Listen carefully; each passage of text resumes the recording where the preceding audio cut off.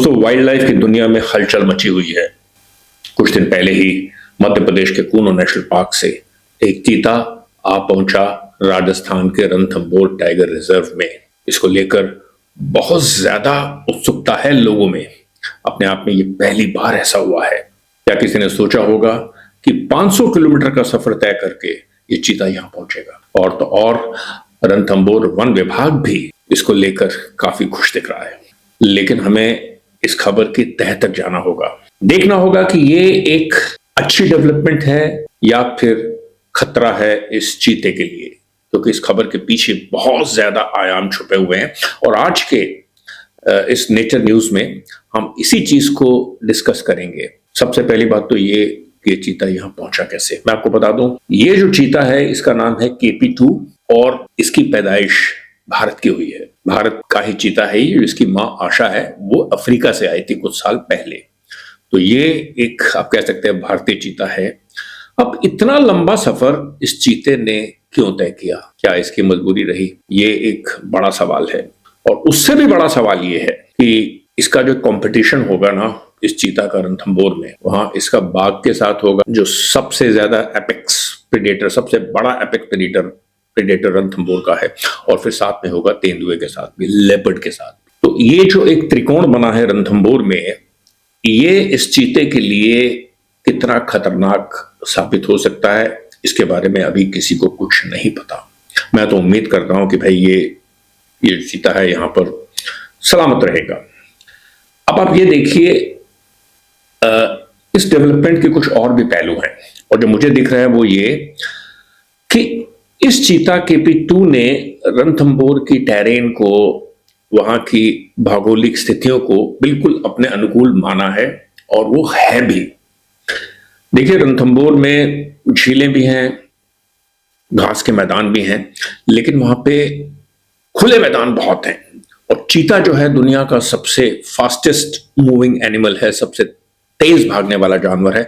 तो उसको भागने के लिए उसको जगह चाहिए, मैदान चाहिए, जो कि रणथंभौर में उसको बहुत मिलेंगे। लेकिन ये जो डेवलपमेंट है ये हमारे पॉलिसी मेकर्स के लिए एक चैलेंज भी है, क्योंकि देखो, किसी ने नहीं सोचा था कि ये चीता जो है मध्य प्रदेश से रणथंभौर भी आ जाएगा। ना सिर्फ आएगा बल्कि वहां की जोन नंबर 9 में अपना डेरा भी डाल लेगा।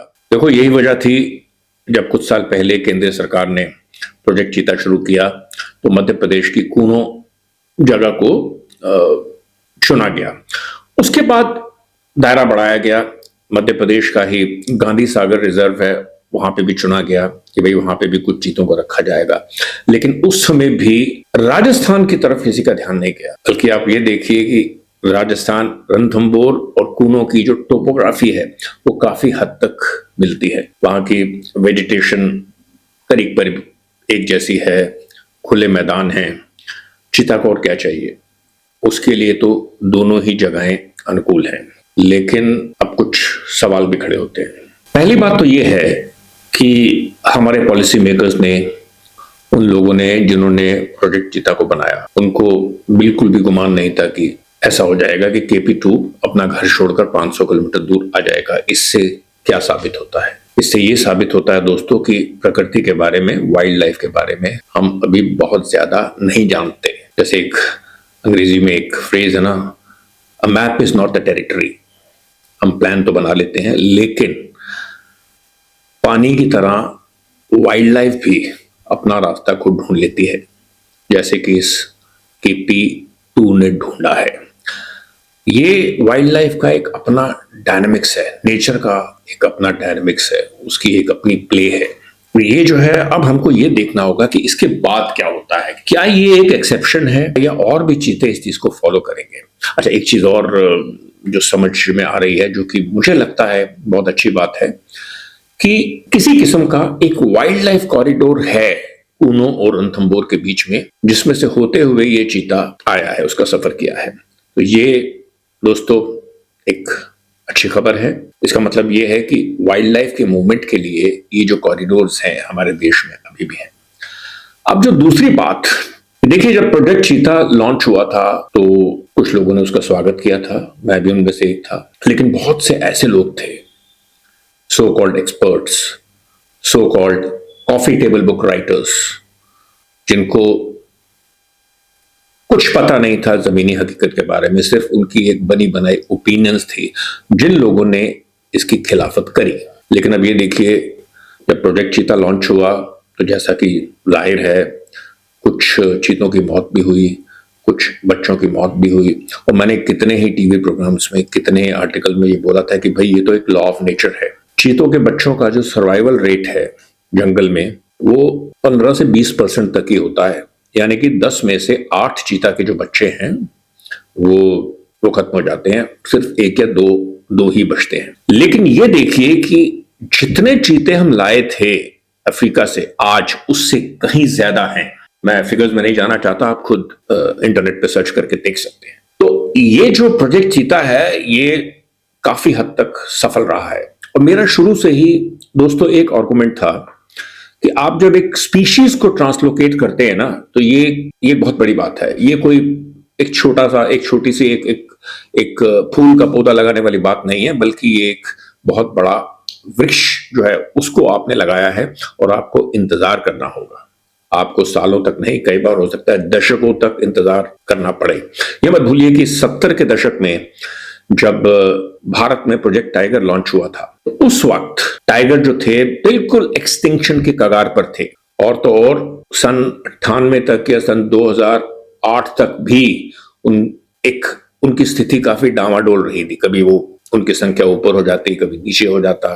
कभी लोग कहते हैं कि भाई doomsday is very near now, अब तो ये बिल्कुल जाने वाले हैं। लेकिन अब देखिए पिछले 10-12 सालों में क्या शानदार वापसी की है टाइगर ने। लेकिन इस पूरे सर्कल को कंप्लीट होने में आप देखिए 1972 से लेकर आज हम हैं 2026 में, यानी कि 50 साल लग गए इसको।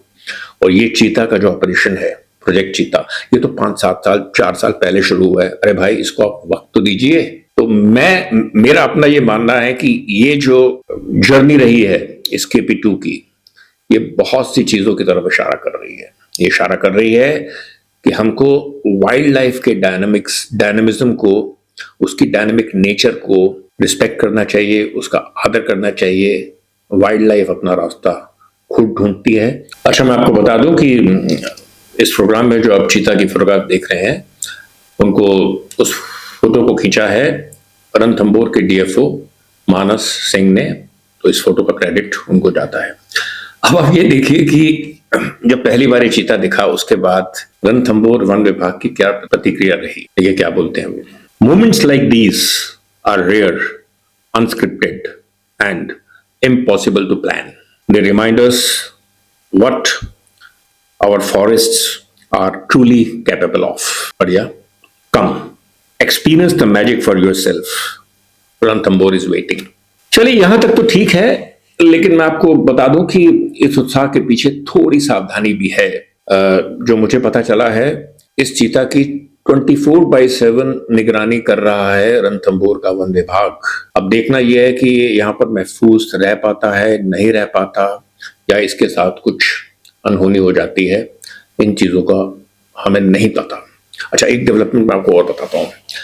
अभी कुछ वक्त पहले ही रणथंभौर से एक बाघ चलकर कूनो पहुंचा था, लेकिन फिर रणथंभौर वालों ने कोई एक्शन नहीं लिया। वो बाघ अभी भी उसी इलाके में है। अब देखना यह है कि इस चीता के बारे में क्या कोई स्टेप लिया जाता है, या प्रोजेक्ट चीता अथॉरिटीज इसमें इंटरवेन करते हैं, या इसको वापस कूनो ले जाया जाएगा, या फिर इस प्राकृतिक डेवलपमेंट को वो वैसे ही छोड़ेंगे और देखेंगे कि चलिए देखते हैं आगे अब इसमें क्या होता है। जो भी हो, मुझे लगता है ये बहुत एक्साइटिंग खबर है। ये मैं तो कम से कम इसको बहुत ध्यान से देखूंगा आने वाले कुछ हफ्तों में, महीनों में। मैं यहां तक भी देखूंगा कि क्या ये टू एंड फ्रो जो है रणथंभौर के बाघों का कूनों में जाना, कूनों के चीतों का रणथंभौर में आना, क्या ये आने वाले वक्त में एक पैटर्न बनेगा।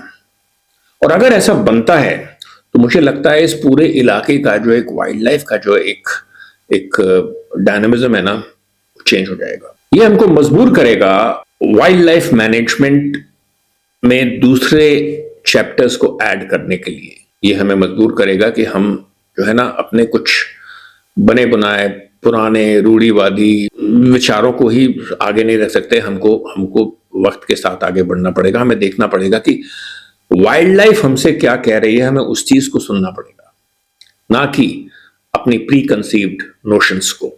मैं आपको बता दूं कि कुछ समय पहले एक चीता और रणथंभौर के पास पहुंचा था, लेकिन ये पहली बार हुआ है कि वो रणथंभौर टाइगर रिजर्व के अंदर घुस गया है।